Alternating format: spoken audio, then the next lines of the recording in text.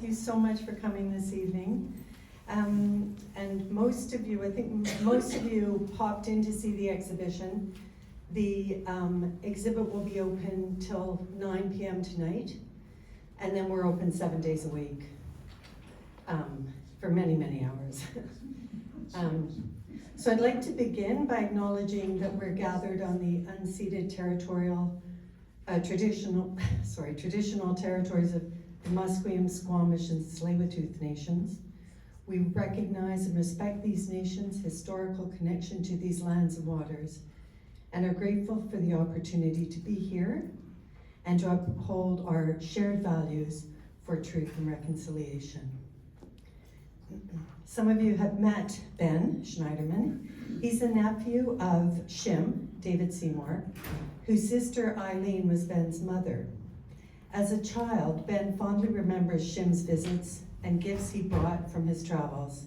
He also recalls the heartbreak of his mother upon hearing the news of Chim's death while covering the Suez Crisis for Newsweek. He wasn't yet 45, I think. Inspired by his uncle, Ben once considered photography as a career, but ultimately pursued computing, keeping photography as a hobby. Wise man. Now a distinguished computer scientist, Ben has received 6 honorary doctorates for his contributions to user interface design and information visualization. He and his sister Helen have managed Chim's estate, supporting exhibits and donating prints to major institutions, including the International Center of Photography, the National Gallery of Art in New York, that one, not in Canada, the Library of Congress, and the Victoria and Albert Museum. So I'd like to welcome Ben. Thank you so much for coming, everybody.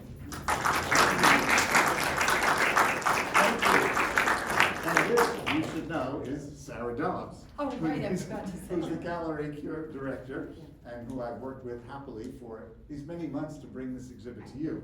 And for Sarah, we have some flowers. So thank you. And the other ones are for Zara, who's the curatorial assistant. She's a graduate student at UBC in art history and helped work on the aspects of the exhibit. So all that makes me grateful to what they've done.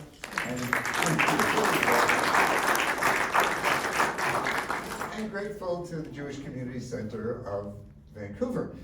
It's just wonderful for me to see this exhibit installed here. And I'm going to tell you the story tonight of this family and the history that I'm so proud to share. And thank you all for coming. This is casual. You can ask questions along the way. It'll go 45 or 50 minutes. We can take questions afterwards. It feels a little bit warm in here, but I hope it'll cool down, or we'll find some way around that. So this story begins, as you heard, with my uncle David Seymour. Actually, it begins in 1908 with the birth of my mother, Eileen, or Halina Shimon. And David Seymour, her younger brother, was born. They were the only 2 children of Regina and Benjamin Shimon. As you may guess, I'm named after my grandfather, Benjamin. The Shimon household was an important one in Warsaw because my grandfather was an important publisher of Central. He published Yiddish books across Poland. And he published books in Yiddish of English writers as well, Rudyard Kipling, for example. But their home was a center meeting place for the likes of Isaac Bashevis Singer. And my father, seeking that cultural world, came to that house where he met my mother. So there's a lot of chains that weave together. And it is my father, who went on to be a journalist, and he was the president of the pen clubs, poets, playwrights, essayists. And that role gave him the right to nominate for the Nobel Prize in Literature, which he nominated his friend Isaac Bashevis Singer, who took that prize in 1978, the only Yiddish writer to have gotten that prize. So there's a lot of interesting strands to this, and I remember Isaac Bashevis Singer as this older guy who used to pinch my cheeks as a child. Okay? So these stories take us way back to this time, more than 100 years ago. And for me, it's enriching to keep learning the stories. As Sarah mentioned, The sad ending was that my uncle was killed in Suez in 1956 while photographing for Newsweek. And that story in the morning news came to my mother with a great jolt. And they had survived the war, but how tragically for him to have died in this circumstance. But in between that early days and his sad ending, and then the later, many good things happened. And I'm going to try to tell you the story, what happened during his life, and the impact he had afterwards. Okay? So, David was sent to Leipzig to study at the university, which had a special program for book publishing, because he was to take over the family business. And he stayed in Leipzig, where he also studied the Bauhaus traditions and ideas of design, which influenced his photography. But he left that and came to the Sorbonne in 1932. So Paris was the center of the intellectual world. It was the action. It was the socialist movements of the time. And so my parents, as journalists, were drawn there, and my uncle came there to be a student, and eventually he picked up a camera in order to support his education at the Sorbonne. This picture of Chim with my mother was in Paris about 1933, because my parents married in 1933 and came to Warsaw to be journalists there. Okay? So this lovely picture by Chim tells the story of their being there. And Paris in the 1930s was a center of fashion, of design, of the cultural life, a center place in the world. And these pictures are of my mother. And Chim came and began to take photographs. These are his press cards from the Jewish press in Warsaw, and that from the Polish language newspapers. Now remember, in Warsaw, before World War II, there were 3 million Jews, and there were 60 daily Yiddish newspapers published. So it was a rich center of the world for that culture and that language, and the tragic aftermath we know. Later, he got more acquainted with the French organizations, and this is from Photo Rap. He became a photographer for this agency, and he photographed, and his stories about life in Paris in the 30s appeared in the leading magazines of Regard and Vue. So these were the visual magazines. It was a golden age for the photographic and illustrated magazines, because the publishing cycle, the publishing technology had matured enough, and they could show these images, they could print them, and they were widely circulated, and they're very popular in an age before there was television. So he came into that circle and began to photograph the workers, the butchers in Les Halles, the market in France, the miners, the fishermen on the coast, okay? And all the different kind of workers in the city. Because it was the nobility of labor. The story was that socialist movement. If you weren't socialist thinking at that time, there was something wrong with your way about you. And so he was leader among those groups. Okay? And the kind of populist movements were here, the kind of rallies, the protests, the strikes. And notice your visual language. You see this salute? That was a salute for the Front Populaire. Very different from this, the Nazi salute. And so as you watch these pictures, you want to see how that salute became a dominant theme. These pictures are it was a rally, a peace rally in the midst of Paris. And so he was swept up into that world, as were his buddies, Henri Cartier-Bresson and Robert Capa. They were beginning to move into that world. Robert Capa had come from Hungary. He was born André Friedman, and with many, they came to Paris. Chim took the name Chim based on the family name Shimon. He wanted something short and identifying. And as people moved in that time of great immigration and movements across borders, they took up new personalities, new identities, new languages. And Chim, like my mother, learned, originally they spoke Polish and Yiddish, and they went to Russia and they learned Russian. They went to Germany, they learned German. They came to France, they learned French, okay? It was the natural thing to do.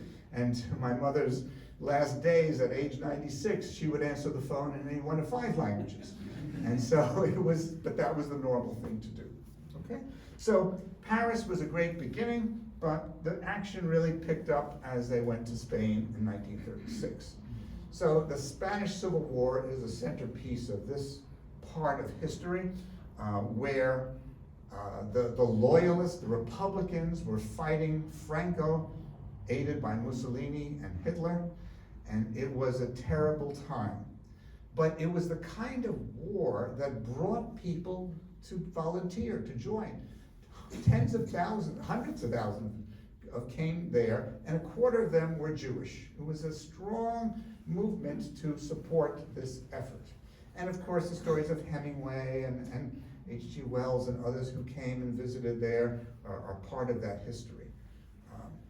So you see here, he's, picture in front of one of the fighter planes, and the men having a meal and drinking wine before taking off. That one is a blurred picture in the midst of battle. So Chim was able to, and took the stance of getting into the battles, but more often than not, he went to the civilian populations and photographed here at the end the refugees climbing over the Pyrenees to escape into France.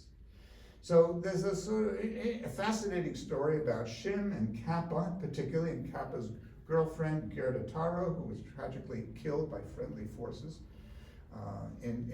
at this time. But Kappa was known for his being a war photographer, eventually became the world's greatest war photographer, known to you from his D-Day landing pictures, some of the few that survive of the troops storming ashore in the water with the tank traps next to them. So they were looking for these different kind of pictures and ways to explore. And what was new for them was the Leica camera that enabled them to do this. The Leicas were small, 35 millimeter film on a cartridge that took this roll. Some of you may know that. It seems common, but for some people you may never have seen it. I was going to try to get someone to show people what it looked like. But it was a small negative. The negative dimension was 24 by 36 millimeters, and there were 36 you could take on a roll. That was really good. A big advance over the big, larger cameras where you took one picture at a time, you pulled out the film, and then you put another one in. So you could shoot and shoot and shoot. You could shoot and turn, shoot, turn. It was very quick action, and the emulsions were faster than previously, ones that had been used previously, that enabled them to take pictures while moving. This was the first war that was reported during the war. Previous wars, you'd see the photographs leading up to the battle, or maybe the photographs after the battle. But during the war, that was new.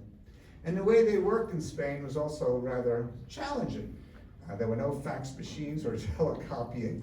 So Chim would, after he took his pictures and had a bag of these rolls, he would give them to a pilot who would get in a plane, fly over the Pyrenees to Biarritz, from where he took a train to get to Paris, and sometimes within 24 hours, the photos from the battlefield were published. This was startling to anyone living at the time, and that's why these photo magazines had such a powerful draw for people. Thank you for people who have been coming in. If you have questions, maybe I'll take a breath. Any questions about this part in Spain so far? It's okay. Yeah. Good. All right, so Kappa was shooting, wasn't he, in Spain?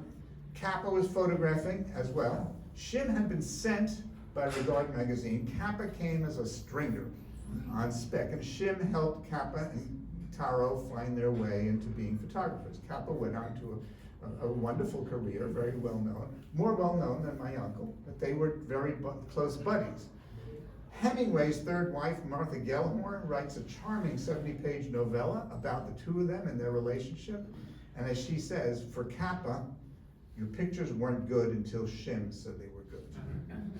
Okay, and while Kappa said famously, if your photos aren't good enough, you're not close enough, okay? Chim might have said, if your photos aren't good enough, you aren't close enough emotionally. And Chim created these kind of emotional settings, as we'll see. Maybe I'll go to the next one, one of the most dramatic, this nursing woman. So Chim understood, and with Kappa together, they created the idea of a photo story. Instead of a single photo, it wasn't about the image, it was about the story behind the image. How did it come to be? And not only a single image, but a story with a dozen images. printed in a newspaper, sometimes with the text written by the photographers as well. This picture is one of Chim's most famous. Time Life magazine included it in its list of 100 most important photographs of the 20th century. This nursing woman is cropped rather closely here, as we'll see. This was edited by the editors to be the heroic individual. But as we later got the negative, only 70 years later, we see that Chim was photographing the socialist masses and the labor union rally, that spirit of community that he tried to capture. And the story was about the community, but one editor put this on the front of a magazine with a picture of German bombers above him, and this has been for many places reported as during a German bombing, but it was a labor union rally in Extremadura in Spain. So the story between here and here, we always had this image. This was published early on, and we had prints, but we didn't have the negative. Now, what happened to the negative is a great story, because Chim and Kappa, who were going back and forth between Paris and Spain, working in a studio in Paris. There's now a plaque from the city of Paris there for the two of them working there. And they packed up almost 5,000 of the negatives of the three of them, of Kappa, Chim, and Gerda Taro, and put them in some boxes. In fact, it was done by their darkroom assistant, a guy named Cheeky Weiss, a plucky guy by all reports, but the can-do person you want on your team, who apparently got on his bicycle and bicycled somewhere to a port city from Paris, where he gave it to the Mexican ambassador, who took it to Mexico, and it disappeared for 70 years. Okay? And Kappa's younger brother, Cornel Kappa, also a distinguished photographer, sought this out, took advertisements in newspapers, tried to get photo organizations to pursue it in the days before social media. It was a challenge to get the news out there. Finally, something happened, and it was someone's aunt who died, and the photo box was given to someone, and it came to a filmmaker named Benjamin Tarver. And so now it became an issue of international contention. The International Center of Photography, which Cornel Kappa led, sent people down to Mexico City and to meetings that never happened. It was all kind of spy drama. Eventually, the story surfaced of who had it, and but there was a lot of effort in Mexico to keep the photos in Mexico. They felt it's been there for 70 years. This is Mexican heritage. Others, we had said the families deserved to get the photos back. Kappa and the Chim and family wanted the photos. Eventually, it was agreed that the photos could go back. The other forces said that you should ask for money. Eventually, Benjamin Tarver gave it for free. I'm a signatory for the 7-page document about the agreement, and stipulates that he can make a film about this Mexican suitcase, as it became known. When it arrived in New York, it was the full front page of the Sunday New York Times arts section. All right, this story was such a big effort, and it then became an exhibit, as I'll show later. So once we got that, the 5,000 images were carefully went over by Cynthia Young, his heroic curator at the International Center of Photography, who then produced 2 large books, 2-volume set, with all 5,000 negatives, and she documents as almost completely where each one was taken and what's there and who was in there. In fact, at one point, while she was struggling, I came to see her to see what she was up to, and she asked me, "Do you know who this person is? He appears in 3 different places." I said, "Yes, that's my father." So these different threads were pulled together in interesting ways, but this transition tells us how images are changed and used. So as the Spanish Civil War led to its tragic consequence of Franco's victory over the Republicans, several 100,000 refugees traveled north across the Pyrenees to France, where they were treated terribly in the cold winter, slept on a beach without water or food. It was really difficult. Kappa went there, and he photographed them on the beach. Chim got on board the ship SS Sinaya with the Spanish writer George Soria, or French writer, I guess. And they traveled with 1,000 refugees on the SS Sinai to Veracruz. And that story was then published also.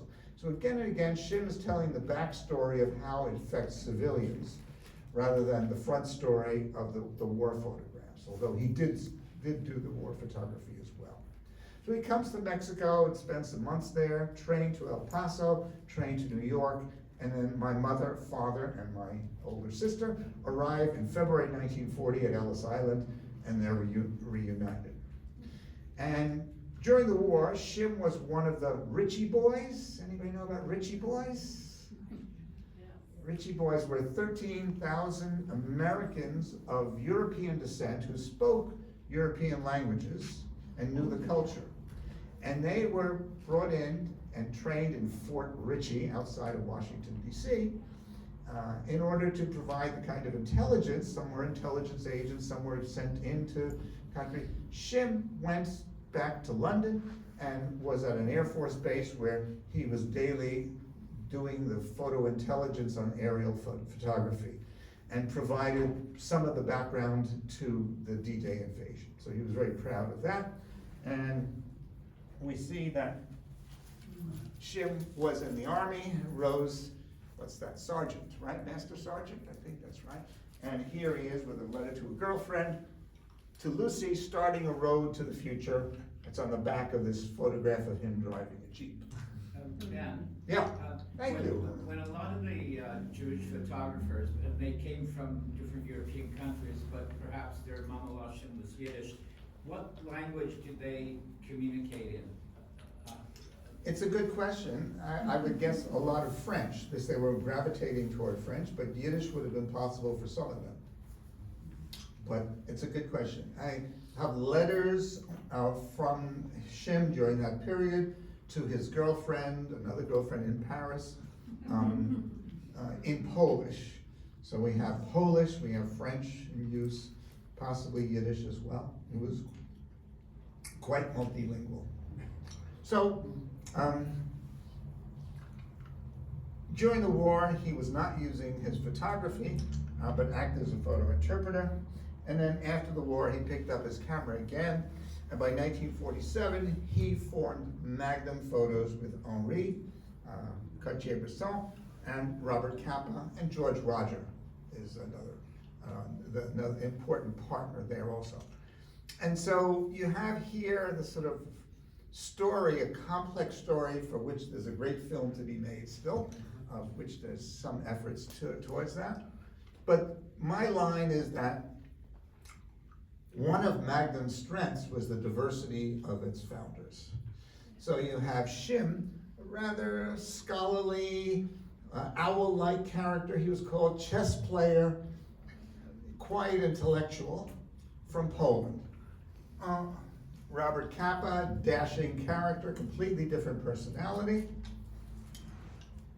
And he was a sort of flamboyant character, very emotional, and the famous stories go that in the early days of Magnum, while it was struggling financially, he paid the bills by going to Longchamp to bet on the horses and bring money back for Magnum.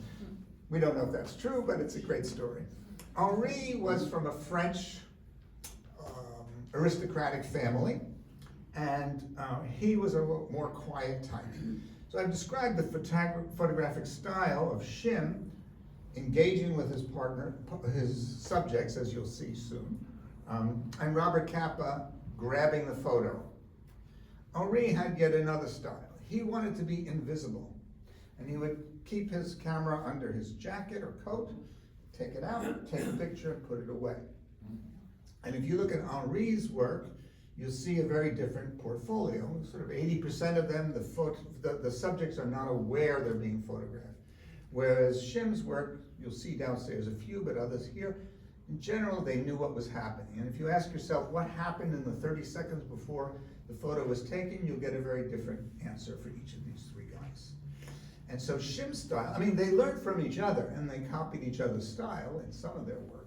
But if you look at the predominant style, you'll see that difference is there. So the key story, which is nicely highlighted in the exhibit downstairs, is the children of Europe.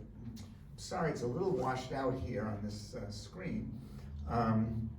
But Chim was sent in 1948 by UNESCO and a newly formed branch called UNICEF for Children to photograph the 11 million orphans of war left after World War II.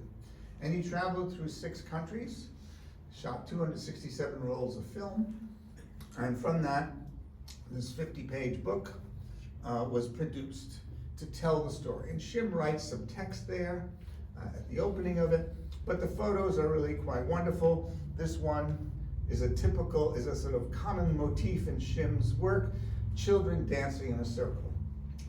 Yeah, question, thank you. Ben, I do have a question. That image on the right-hand side there of the screen, there's a print similar to that downstairs, but Yeah. it's got 3 kids standing in that hole.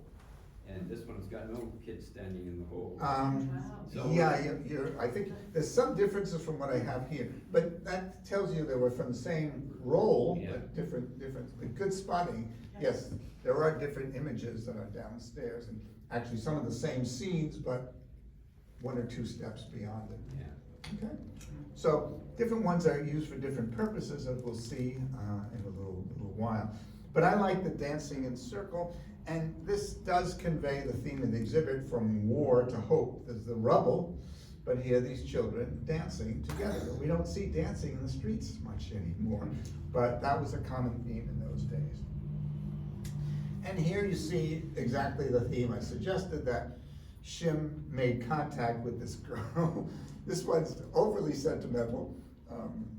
Editors don't like it because it's too sentimental. I like it. I think it's just wonderfully cheerful of this girl. She's got a doll, but these girls have only the remnants of a doll, the stubs of a doll. She's got some nice clothes, but they've got close to rags. But even so, they were aware that Chim was taking their picture, and they sort of trusted him to do what was right for them. Maybe more striking are these boys. This picture always captivates me. Just the eyes of all the children. Somehow Chim managed to get them to all be looking at him, not smiling, but their concentration is there. He clearly invited them to have their picture taken and to have their story told. And there it is. Downstairs there's another image, not of some of the other boys in a different moment. This one also, this girl, she's clearly aware that Chim's taking the photo. The most famous of that series is the picture of Tereshka. And her name is written on top of the blackboard, and she was told to draw a picture of her house.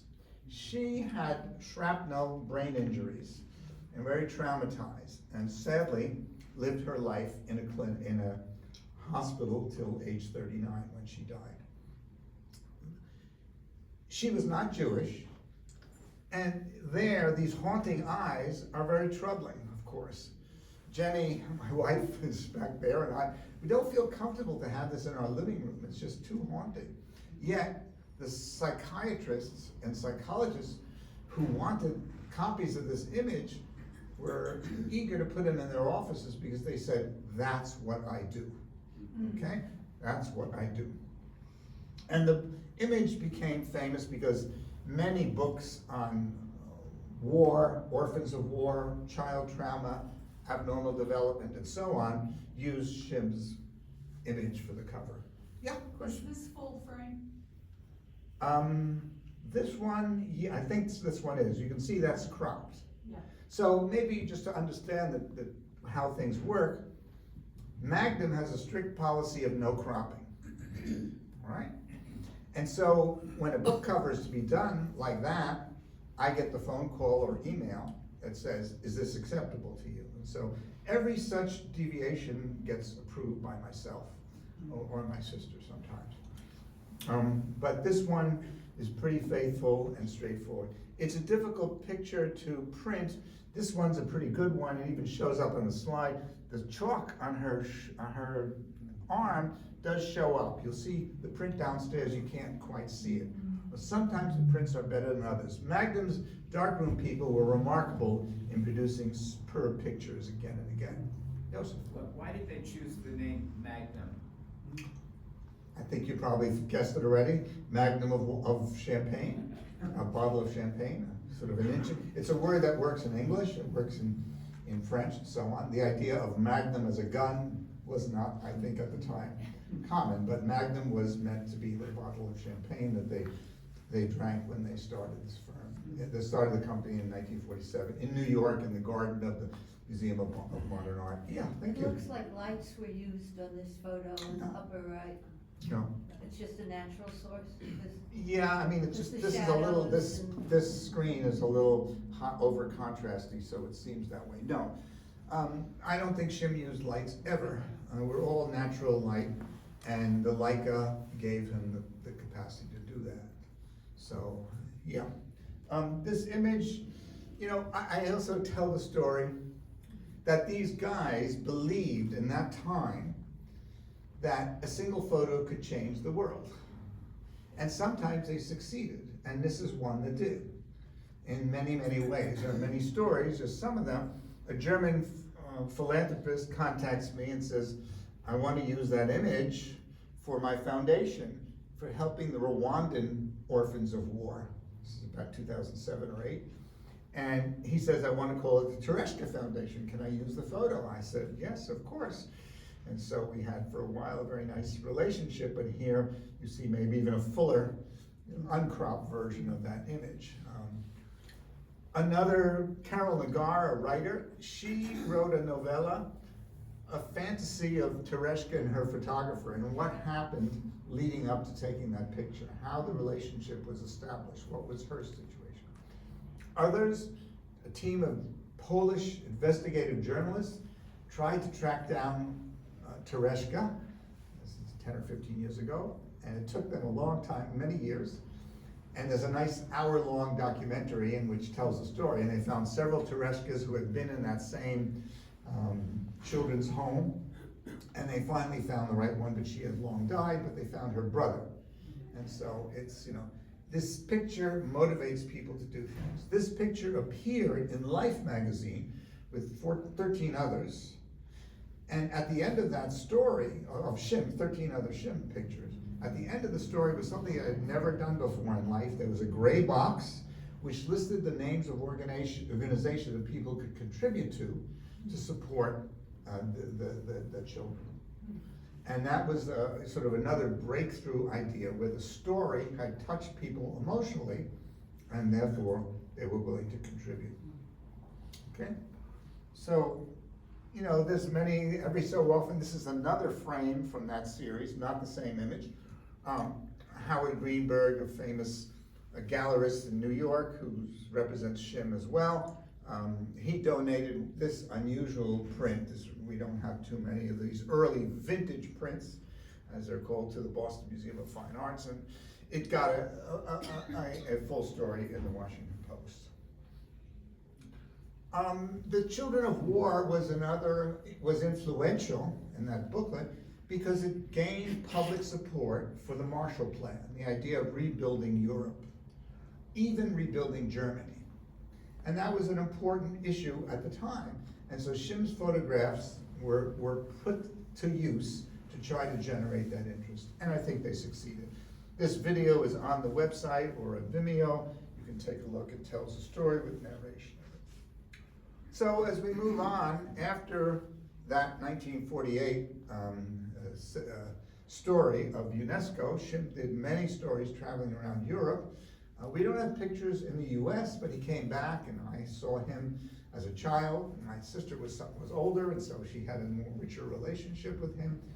But he was this cheerful uncle who brought me gifts and books and toys and would play with me on the floor when he was around. So it was really a great jolt to my mother, but to me also when he died, when I was just 9 years old.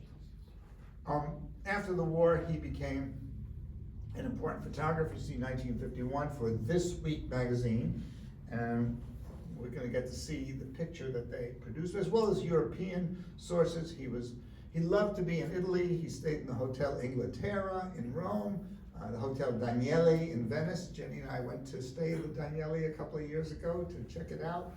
It's still a leading hotel in Venice, and just to retrace those steps. So he was moving around a great deal, was very busy taking all kinds of pictures, and, well, okay, I mean, I think I'll move on, just saying. Then he became absorbed with the story of Israel, founded in 1948, and it was a hope-filled time. It was the belief of starting a new nation, of giving refuge to the Holocaust survivors and the millions of refugees who came to Israel, sometimes running the British blockade. And then Israel gained its independence in 1948, and a tragic series of wars that broke out after the Arabs all joined forces to try to displace Israel. And Israel did succeed, but it was a terrible cost and a terrible time in many ways. Again, the war and hope. These stories show you, this one, the very striking one, this young woman going off to sentry duty with a gun over her back, you know? Well, it's quite a striking one to me. Or that one, the pride of the father of the first child born in this new kibbutz in the northern part of Israel. An unusual circumstance of an Italian kibbutz where all of the founders came from Italy and they were not Jewish. They all converted. They were so, eager to establish a new world and a new life, and their first child born was here. The BBC in 1996 tracked down the father and the child to try to interview them, and found them indeed. So there's a film about that. I had a quick question. Yeah, on thank you. That kibbutz. So I think it was called Alma. That's what you had downstairs. So What? Alma. Yes. Alma, yes. Yeah. So was there any film done on? It's a very unique story. These Italians who Yes. convert and then they go to the I don't the know beginning that- there. It seems like it Yeah. could have been covered by a film. Is there any film about that? I don't know the film. As I say, the BBC tracked down, so they must have done something at the time. It remains an interesting story. A woman named Giovanna Handel, now in Italy in Turin, who's written about Chim and worked at UNESCO and found the Chim's work from UNESCO. She's doing a book about the Italians from a city called Nicandra. I'm sorry, I don't remember. But she's doing a story now and is collecting people to tell that story. So yes, there's a lot of potential films here. That's an amazing story. Is there any way we can keep track when that is out? I'd love to read it. Let's talk, yeah. All right. Yes, we can do that. Among my favorite is this one, which is hanging in our living room. It's a wedding chuppah, a traditional cloth, held up by a pitchfork and a gun. I think it's kind of striking. And here you see the young couple being married, the rabbi here. It's imperfect, but it's kind of seems believable. Yet, one of the a reviewer of this image believed it to be posed. He couldn't believe, how could it be that this was happening, the pitchfork and the gun, the chuppah, the couple, and this, Western photographer shows up just at that moment? He didn't believe that possible. But like many of these stories, I don't think that's true. I don't think Chim or Kappa's big controversy was about called The Falling Soldier, where there's a picture in 1937 of gunshot wound to the head, and you can see fragments of the skull flying into the air and the soldier falling back. And many believe that it was fraudulent. It was not in the Mexican suitcase, so we don't have the negatives, but by all reports, and Cornell worked very hard to demonstrate the reality. But I don't think these guys used lights or did props or anything. They were pretty straight up in making journalistic reportage. All right, anyone want to say more about that? I like this one a lot. It again has that sense of hope to it. There's a new couple and a wedding going on. The guy looks a little awkward, but there we go. And yet there were others. This picture was hanging in my bedroom as a child, so this proud Yemeni pipe welder standing there with his arm out. You'll see a different shot, a black and white one in the other, downstairs. This was an Independence Day parade in Israel. What's wrong with it?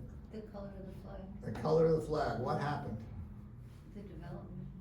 No, not quite, but this picture, and you can see it's square, not the rectangle of the Leica, but the square of the Rolleiflex. Rolleiflex used 6 by 6 centimeter film. It's the camera you look down on, and there's double lenses to go out, and so you got a much higher resolution, and early on, the Kodachrome film was made in that format. And so Chim, in the early days, began to use it.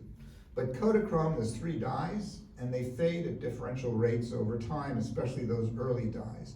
And so the green is blue. And downstairs you'll see this group, this tractor or truck, and this group marching there. They're wearing green shirts, but as some of you may know, they're undoubtedly blue shirts of Hechelitz Hatzair, the sort of youth movement, labor movement, which had these blue shirts in the color of the Israeli blue flag. Yeah, the trees remain green, so they probably were green, but the blue is turned green, so your balance is off. Mark, yeah. I'm struck then by seeing this welder photo in color and Yeah. downstairs black and white. Yeah. Does that mean that Chim had 2 cameras around? Oh, yes. He was shooting one in color, one in black and white? Yes. Yes. Interesting. And he would sometimes, the picture I showed you before had 3 Leicas, but he would have these ready, and sometimes he would use color or black and white in these, the Rolleiflex. The Rolleiflex rolls had only 6 images. So you were a little more careful in grabbing a shot there, but the higher resolution became really important. And Chim was a leader in using it for photojournalism, as was Kappa as well. Both of them experimented to use it. It was controversial at the time because it was thought true photography is black and white. And some of you may still hold that belief, and there's a certain truth to that. It gives a kind of clarity to the image, undistracted by the colors. Some photographers, Henry Greer, for example, are known for their color photography because they photograph a yellow wall and a red hat, and you're struck by that color. If you took it in black and white, the picture is useless, it doesn't show much. So the color was a new format for them. It was a new way of looking. Yeah, question? Yeah. The photograph hanging in your bedroom of this man, was it black and white? It was black and white. It was the one downstairs, more closer to that, I don't think so. So this actually came up, we didn't have this until an exhibit made in 2017 in Tel Aviv. The curator there, Zack Gallery, he came to New York, and with me, we went to Magnum, and Magnum's heroic staff. Magnum's a wonderful, wonderful bunch of, it's about now 85 photographers and 65 staff. It's about a $20 million a year business that struggles famously. It's really constantly in debt with offices in New York, London, and Paris. So they're active, they're known for their humanist kind of photography, but they struggle these days because the competition from many, many other photographers and the internet has changed the photojournalism game dramatically. So Zack Gallery comes to New York, he's planning the exhibit in Israel. And a lot of the Chim shows, exhibits, had focused on Spain or the celebrities or other topics. And he wanted to focus on Israel. This was the first major exhibit in Israel. There were others before. And so we went, and Matt Murphy, one of the heroic staff, I seem to use the word heroic, but he's terrific. And Matt goes back to the cold storage where the negatives are, and he comes back 10 minutes later, eagerly holding up 2 sleeves with Kodachromes in them. Among them were about 100, including this image. So Zack Gallery had this printed, very large, about maybe 4 by 6 foot, from a single 35 millimeter Kodachrome that's 70 years old, So it was pretty impressive what they could accomplish. All right.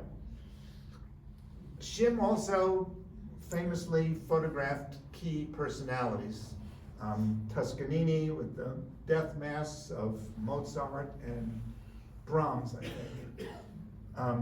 Bernard Berenson in the Borghese Gallery, famous picture used on the cover of several Chim books about Chim. So here again, the darkroom staff. This image, this screen, on many of the prints we have, it's just white. This is all washed out.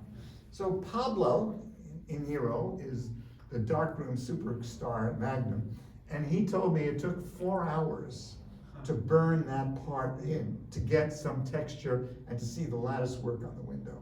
But that's the kind of magic that they did in those days. And this picture is a kind of wonderful one again. Berenson looking at the face of the statue, you know, the cold statue. Picasso, that's kind of a famous picture, worth a story. I was hoping that tonight we'd have two art history professors from UBC Okanagan, Mike Young and Bob Belton. And they contacted me a couple of years ago because they had written an article, published in an art history journal, okay, with the idea that Chim's picture of the nursing woman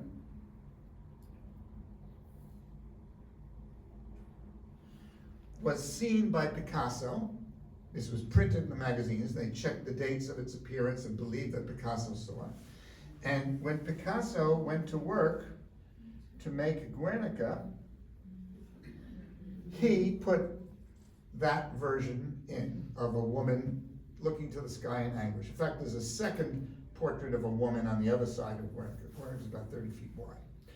And their guess, or their belief, was that Chim, when he went to photograph Picasso at the 1937 World's Fair in Paris at the Spanish Pavilion, he said, "Come over here, I want to photograph you in front of that picture of the woman." And he took that picture, okay? And for the art historians, what was compelling to them, here was a time where a photograph affected a major work of art, and the major work of art affected the photograph.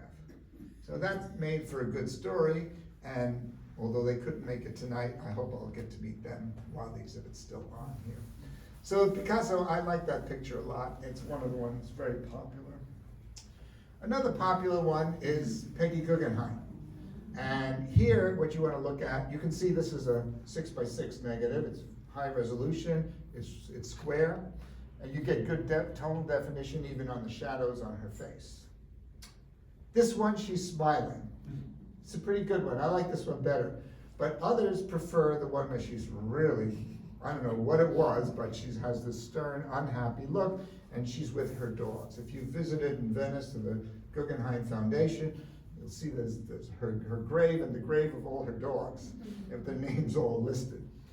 So this picture is used by the Guggenheim Museum, both in Spain and New York and so on. It's a well-known picture.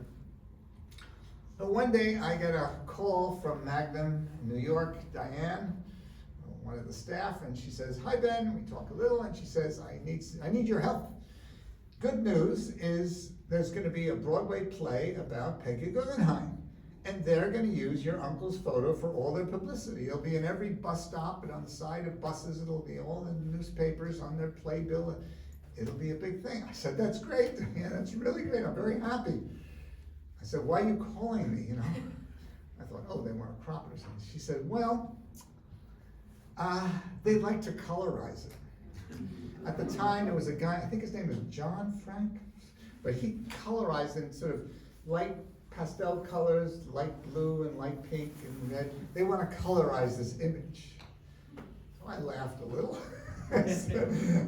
She said, "Do you approve?" I said, "You know, I kind of like the way these pop culture things happen. And yeah, I'm happy with that, but on the side of that photo, please put the website that tells the story of what happened here and shows the original one for those who might be interested." I said, "That's great, I'm really happy." She says, "I'm not done." Says, they want to replace the face of Peggy Guggenheim with the face of the actress, Mercedes Ruehl. I laughed again. So I said, "Yeah, you know, I kind of like that." I said, but I have my own request. 4 tickets for Saturday night. And Jenny and I went to New York, and there we are, the picture Jenny took of me in front of the poster. And somewhere in the poster, it gives a link to the website that tells the story. So those kind of adventures and transformations are, to me, fascinating. And, you know, every few months, something pops up with a good story, a bad story, a surprising story, a new discovery, etc. Shim, oh, sorry, question? The pink dog there? Yeah, right, the dogs are pink, okay. It must be a stuffed animal, is that it? No, That was a real dog. that was the real dog. Painting. It's just colorized, it's just colored differently. It's the right image. It's cropped here, just the plant here on the side, the Grand Canal in the background. But the dog is there, and the second, the other dog is there too. Pretty cool. It's pretty cool. Oh, yeah, it's, How did they that? they photoshopped you too. No, I really didn't. That was Jenny's work. All right, well, in the 50s, a big movement was of Hollywood going to Europe to make films. They did this because there was an interest in the United States to know about what was happening in Europe, to go see the venues, the fountains in Rome, the streets of Paris and so on. And Chim was called on to photograph the stars and photograph on the set. So this is Sophia Loren. She's here in 1951 at 18 years old, and very attractive, and there she is on the set. And there, this picture kind of, she must have set it up. It's something no Hollywood publicists will allow. It's in a kitchen with the lights here, and she just sits there and she sort of tells Chim what to do. Apparently, the story, when Chim arrives, she's in her negligee, just got out of bed, so she dresses and, tells him, sort of guides him how to do this stuff. This was not his usual.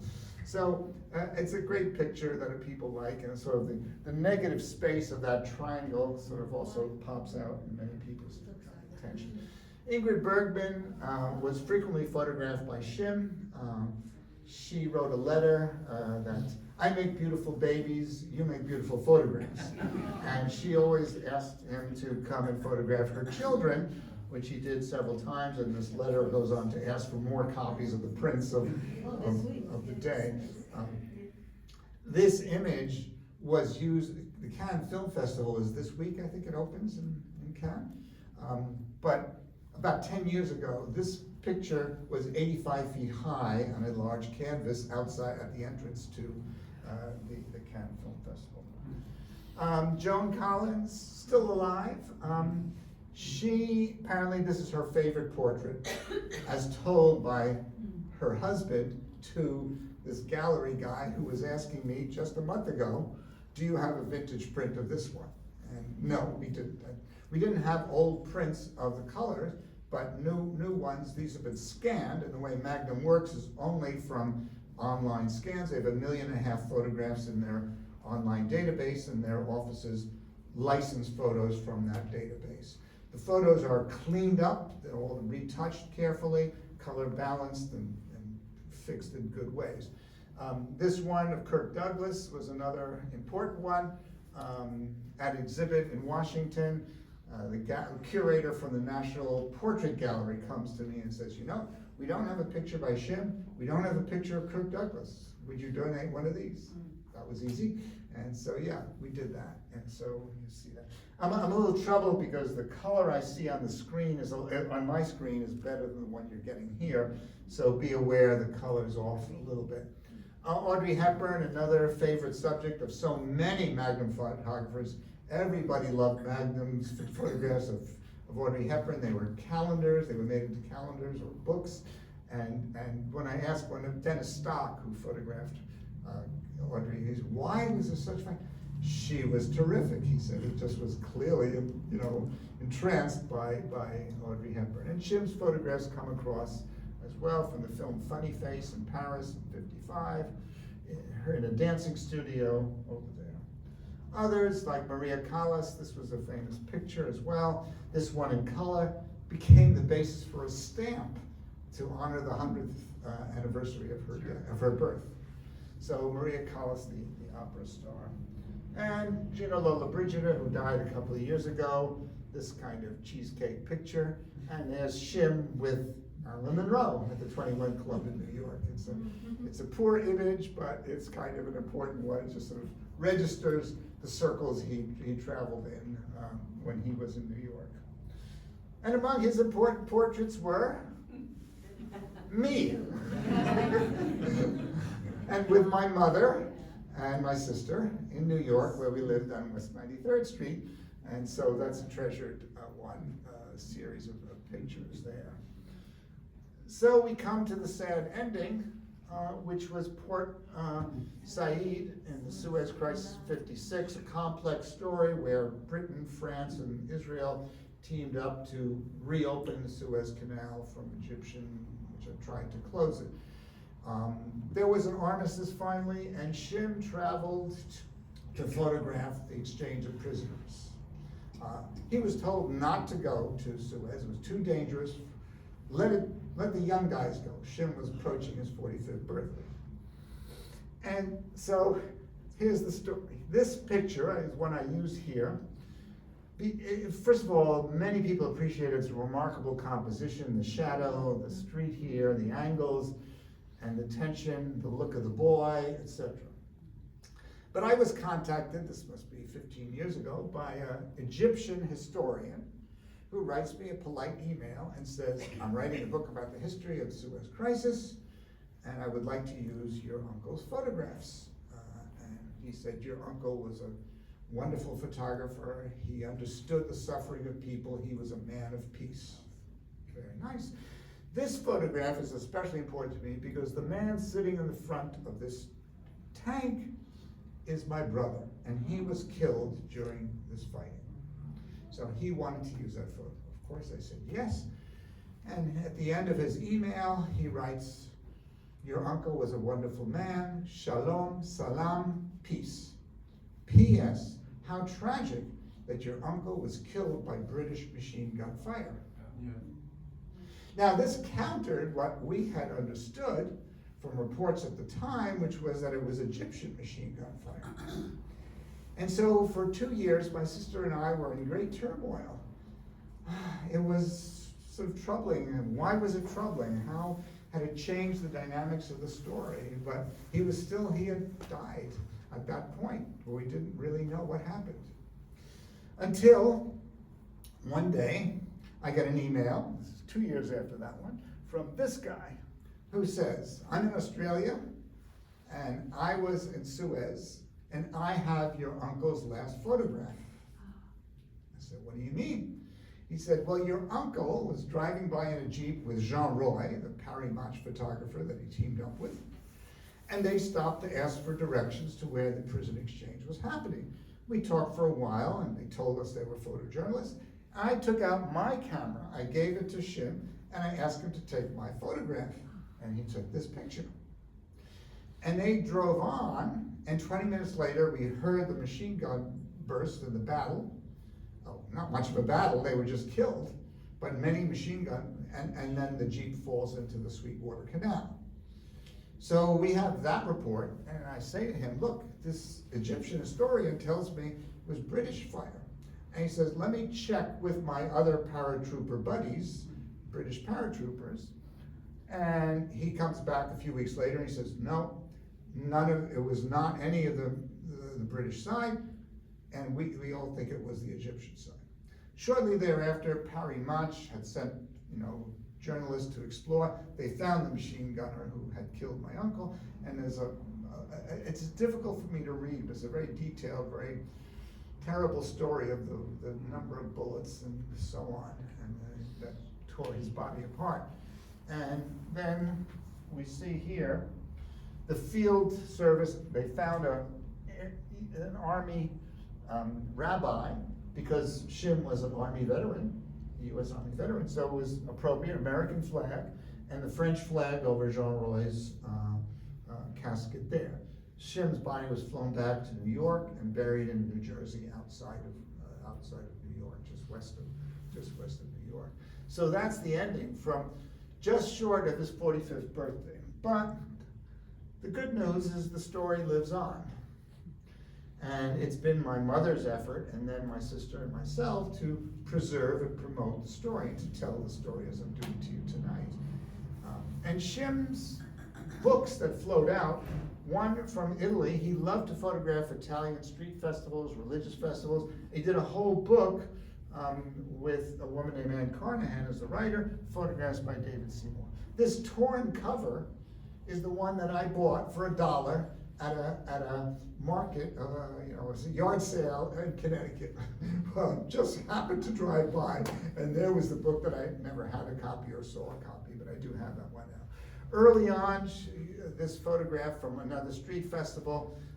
There's a city in Italy where it's a snake festival every year, and so these kids are happily playing with the snake, relaxed and calm, not at all distracted, and that's what became the cover of that book.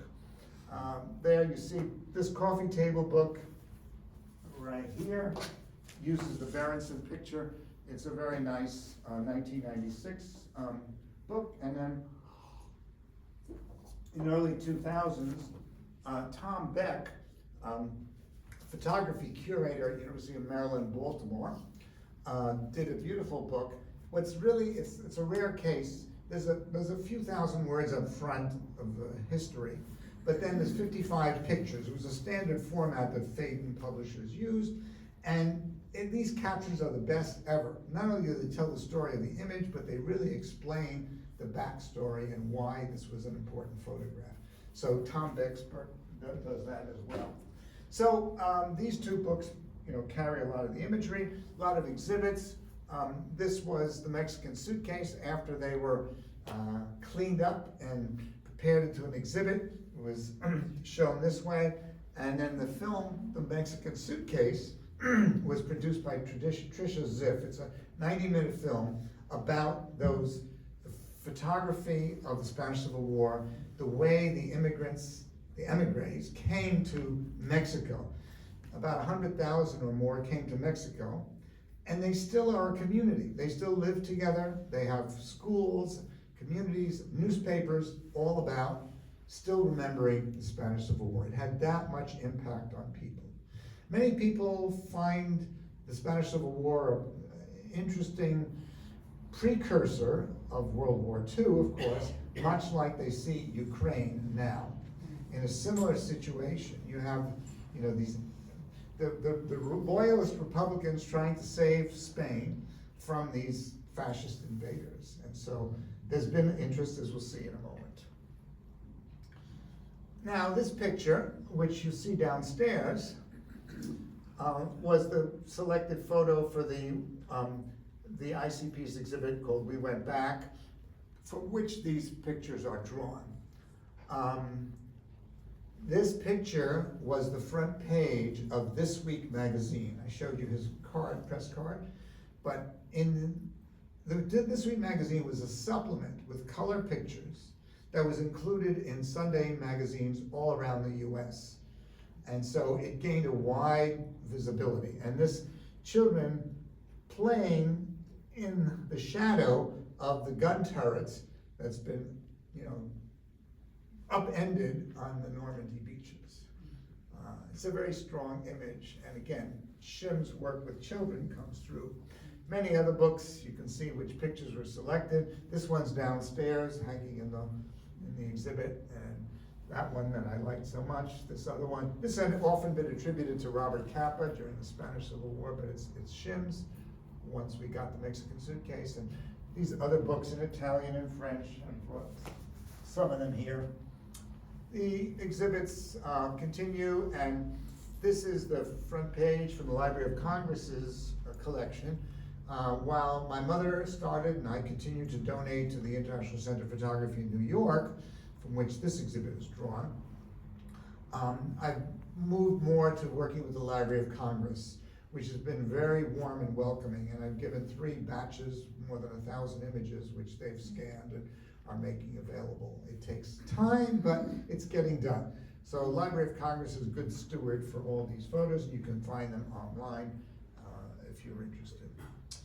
This is the exhibit in Tel Aviv. My sister and myself both spoke at the opening of that exhibit, and it was a really wonderful exhibit. There you see the welder in color and other pictures from the color series, all blown up quite large. And that's the curator there, Zack Gallery, with my sister, and these other pictures here. Yeah, Sam.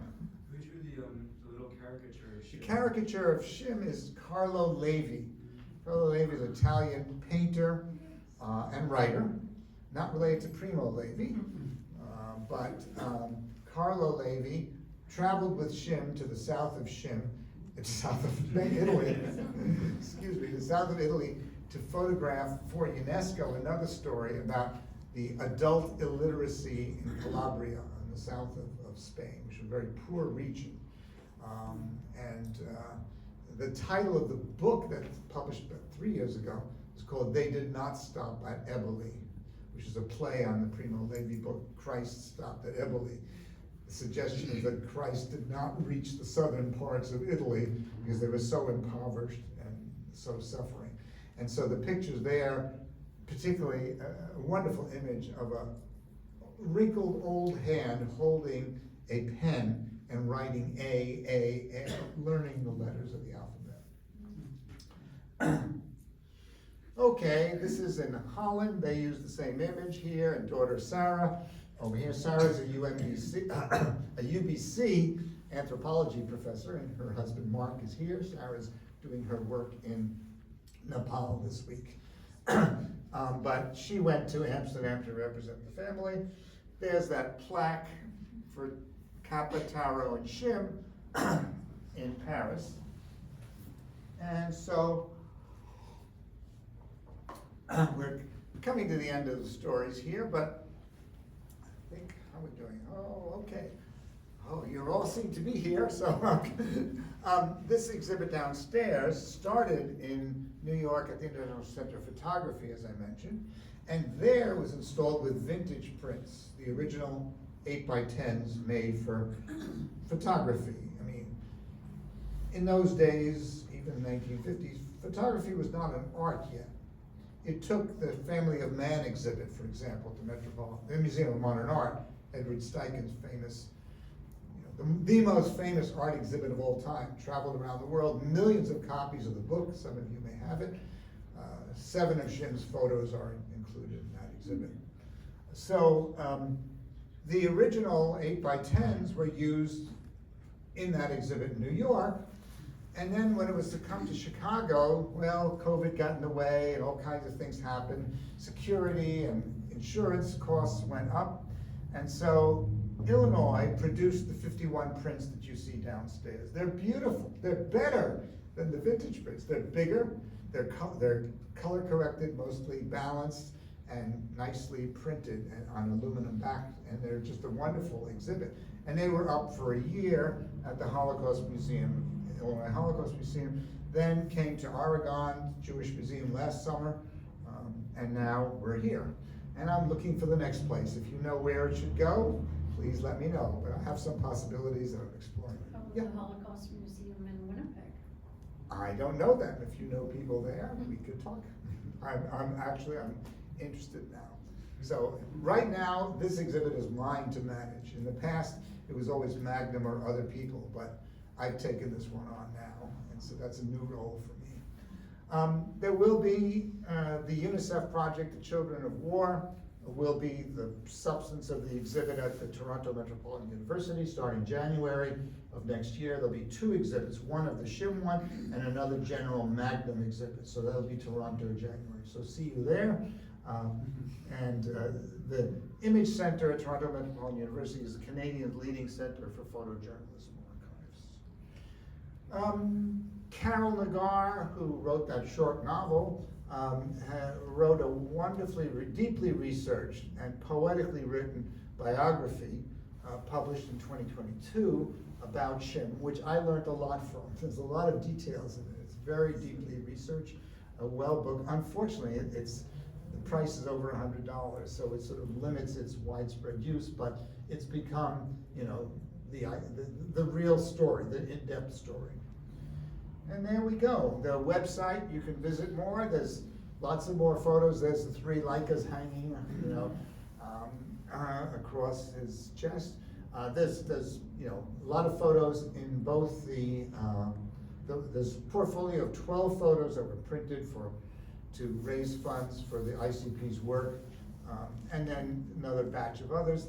All the writings, including the story of the Egyptian machine gunner who killed my uncle, and many other stories. So many things pop up. One of those stories on that page I think of was Ernie, Ernie was a guy who was a Richie boy with Chim, and Chim was like his big brother, and he writes this loving letter to me about, you know, how Chim influenced his life and what he thought about Chim. Many such stories are on there, so you can spend a lot of time. And that's the end of the story about my understanding.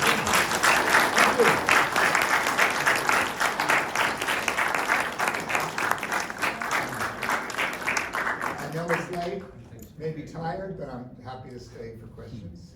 Yeah. I had a question about the children of Europe downstairs.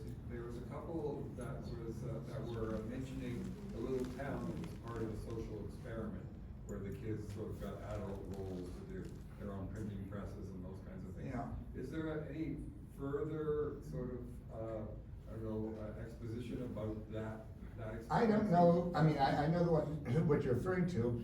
A lot of the pictures that Chim took, again, it was in the theme of coming to hope. So it was girls learning science, doing experiments with test tubes and chemical apparatus, of students trying different skills and tools. They were taught in these, you know, places where these orphans of war were raised and trained. But I don't know more about that. Now, to dig deeper requires a trip to New York. If you go to Magnum in New York, it's a very crowded place, it's not very big, but there's like 2 shelves worth of the contact sheet books of Chim's work. So that's kind of the resource, and in it, it's interwoven with pages of commentaries, captions that he wrote, and that later researchers added to and wrote it there. The books are falling apart, but there they are. So if you want to dig deep, that's the place to go. That's great, thanks very much. Thank you. Yes, Marty? Hi. I'm interested in the images of Tereshka, and it looks like there's 2 different drawings of her home.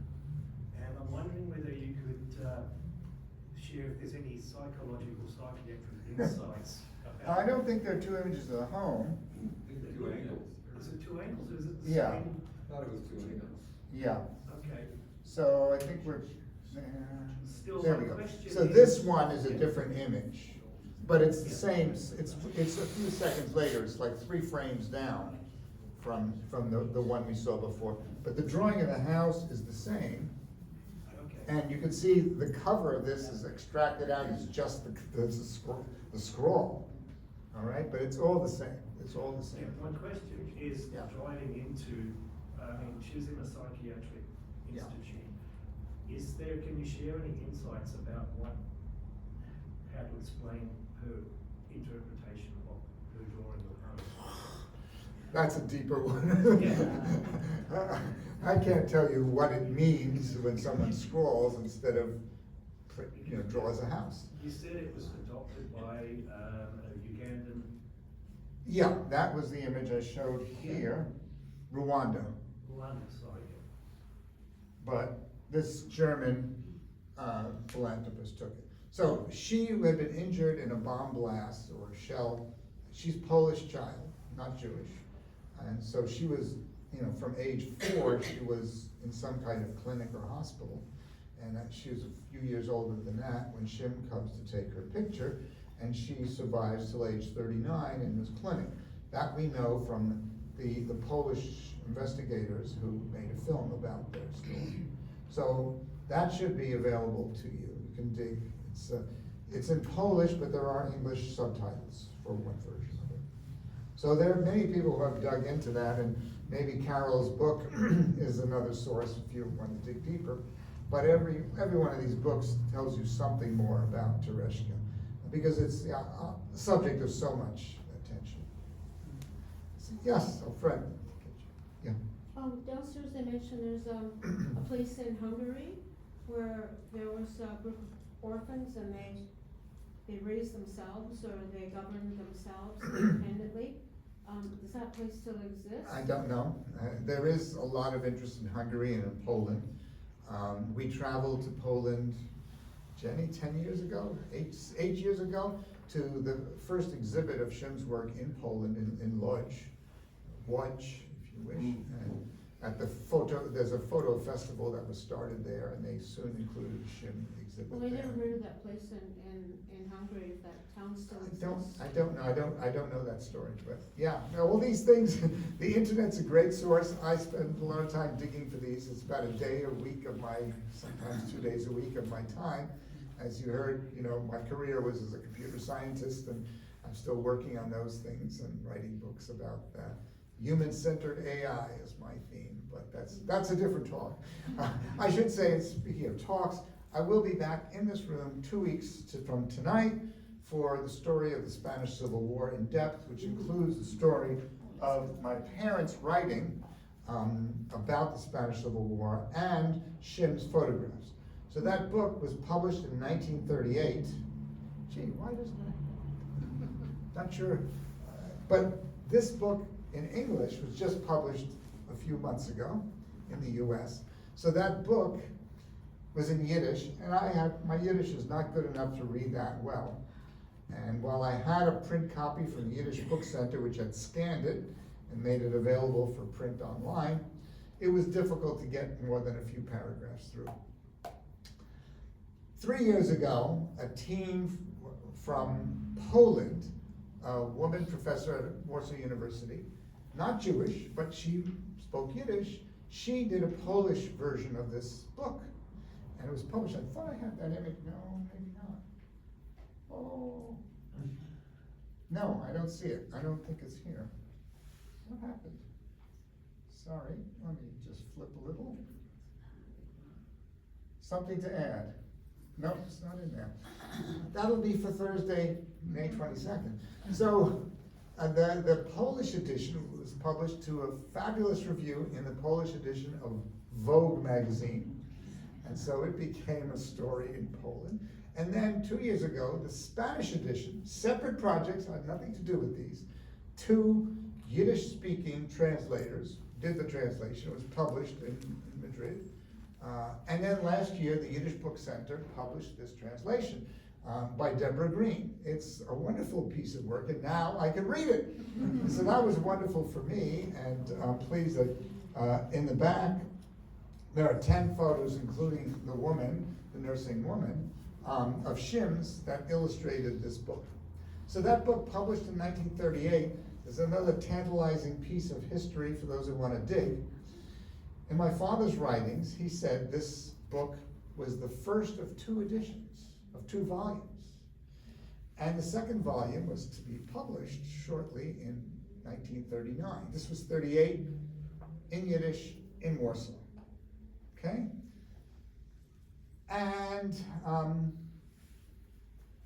that book has never been found, as was their style of work, the way they worked. These were articles published in the Yiddish press around Poland, and then my mother and father would collect them together, edit them for some kind of coherence, consistency, and then they would publish a book. That's what they did through their career. I'll tell more of that process next on the 22nd.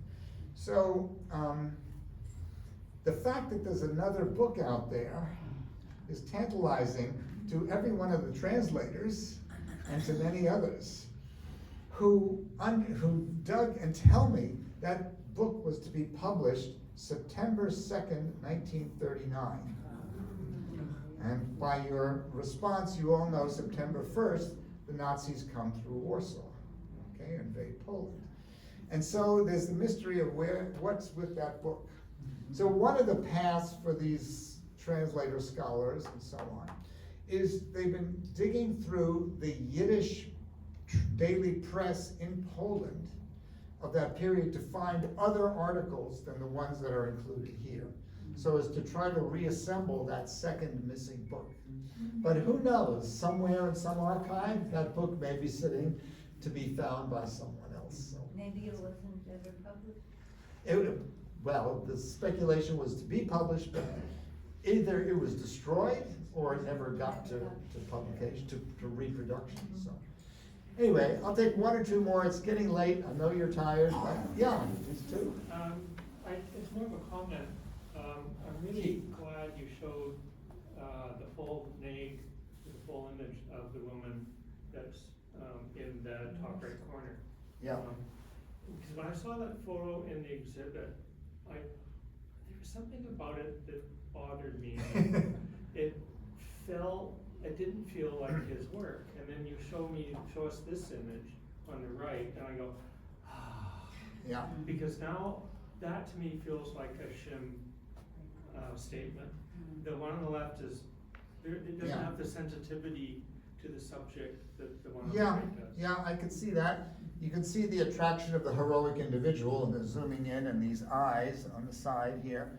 And here you have still, I mean, it works. It works Yeah. as a photograph, but these are the ways, things change over time. Yeah, and Did you explain why he changed his name to Seymour? when he came to the US, it was a naturalized citizen. He took on the Americanized version of David. Actually, on his naturalization certificate, it says David Robert Seymour, Robert Kappa. Mm-hmm. They were really close buddies, of course. And Kappa steps on a landmine into China in 1954, and 2 years later, Chim dies. Meanwhile, Henri lives to age 96. So there's these different histories. My mother was close with Henri. Henri, in his, after Chim died, Henri heavily promoted Chim's work because Kappa's reputation was spectacular as the world's greatest war photographer. And Chim's reputation was more modest. Of course, people in the know knew, and there's lots of sources of it. But Henri took on the job to do that and worked with my mother. And they both died in the same year at age 96, 2004. Okay, well, I see one in the back. All right, I love questions, sure. Speak up. One comment. One of the things that Leica, as a camera manufacturer, has always traded on is this idea that lenses are so good that you can take a photograph with one lens and then crop the image you want from it. Now that's really counter to the notion of everything has to be a full frame image. Right. And the underlying thing is, what is photography? Is photography truth, or is photography selective from something with a motive? There's another hour worth of discussion. Did he ever comment on the truthiness, as to use a current? I don't think Chim would have. I mean, they were doing their job. They were too busy with getting on to the next job and trying to make money and keep the company going. It was as you might appropriately, it was not a corporation, it was a cooperative. So it was owned by all the photographers, and the photographer mechanisms were every year they could nominate 2 new novices, and they had 2 years to demonstrate their skill, and then they would become associates, and after 4 years, they could become full members. But member meant ownership.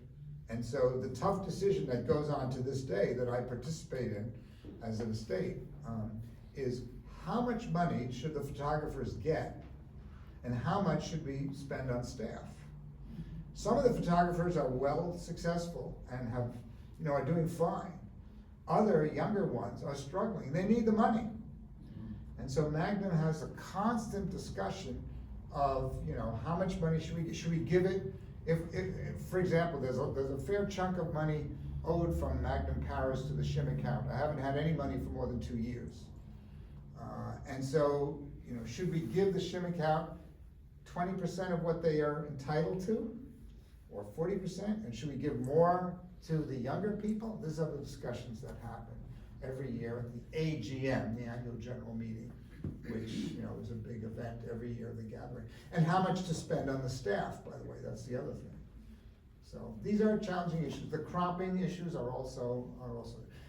For a very recent review of this, Fred Richin wrote the new book called Synthetic Eye, which extrapolates from these old questions of cropping and manipulated images to the new ones of AI and generative AI image making. And that book is, current.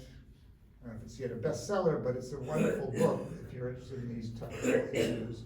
And Fred, who has written in New York Times Magazine and Vogue and other places about the way photos are no longer the truth. We used to believe that you can see it in a photo, it must be true. and that's no longer accepted. And so the validity and authority of images are changing.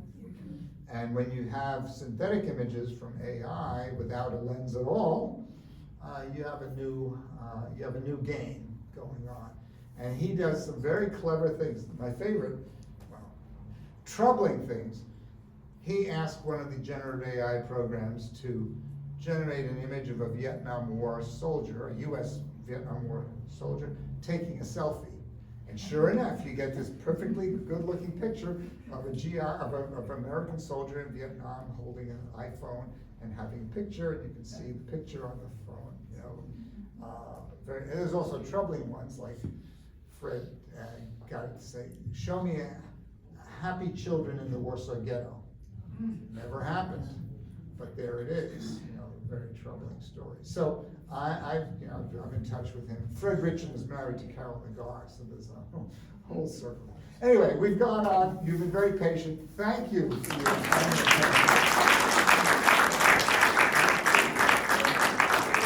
I should say the gallery has about a dozen of these for sale. Not tonight. Okay. I just want to say one more thing before you go. If you have those the trifold brochures, there is an art and poetry where poets come and they will have written about Chim's work, and that's on the 20th. And then Ben mentioned the book launch, where you'll be able to pick up copies of the book as well. Thank you so much for coming. There is a clerical error, it says Tuesday, the 22nd, not Thursday. Tuesday, May Yes, 20th. yes, we actually realized that too late. Okay.